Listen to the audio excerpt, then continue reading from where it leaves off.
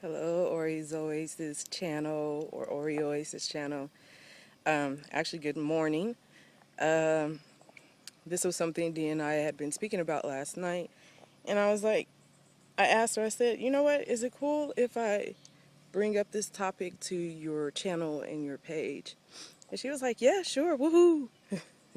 That's what she does. But before, and it's going to be another series, and this one is about the archangels. You know, you guys say archangels.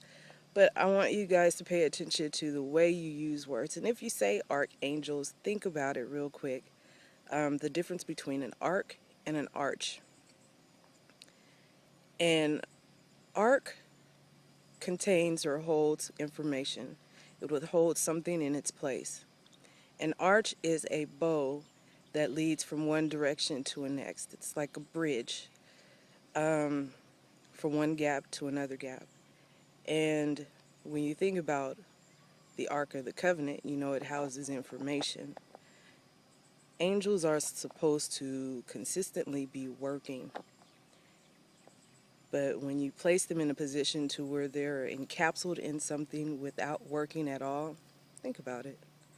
That was just a little bit of insight first before I get into the series, but I wanted to tell you guys that portion of the topic first because, you know, when you're calling upon an angel, especially if it's one of the leaders, ask yourself, why are you putting them in a position to where they cannot be moved? A lot of the churches are aware of the purpose of angels. You know, when they talked about the laying on of hands, it wasn't just that they hit you in the forehead with their hands and kept it moving. No, they knew to call upon certain angels, as well as colors, in order to bring forth healing within a person. Now, the series isn't to tell you to step outside of what your doctor says. This is just for additional information for educational purposes. And if you need to do more research, do more research. Of course, if you ask your doctors about it, they'll be like, what? Huh? No. But if you're on medication, you remain on that medication or what the doctor says until you are fully aware of the understanding of what the angels do and the purposes of who they are.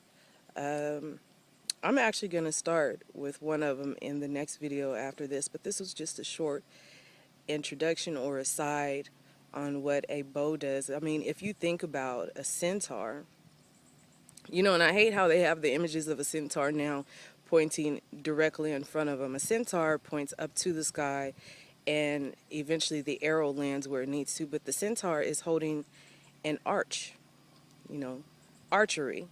And when you look at the bow, it leads from one direction of the body to the other portion of the body. The bow is what the centaur must focus on within in order to reach the goal or the destination with that arrow. I'm a centaur. And it's a very powerful, I mean, all zodiacs, all astrological signs are powerful, but even the images have a purpose, and that bow has a purpose. It's to look within, to bridge one portion of the body to the other portion of the body in order to reach the goal. So, you know, you all might say archangels. I choose to say archangels because I know that they are connected within in order to get to a destination and where I must have to go to, or the desired goal. It could be in healing, it could be in money, it could be in communication. But yeah, I'm going to stop there and then start the other video and talk about the first one. And if you know me, I'm always leaving subtle hints. If you see the red, it's for a bigger purpose. The red hair, the red shirt, the red bracelet, red lips, red eyes, and cheeks. It's always for a bigger purpose. So with that being said, I'm going to close this one out and continue on with the next one of the first archangel. Smooches.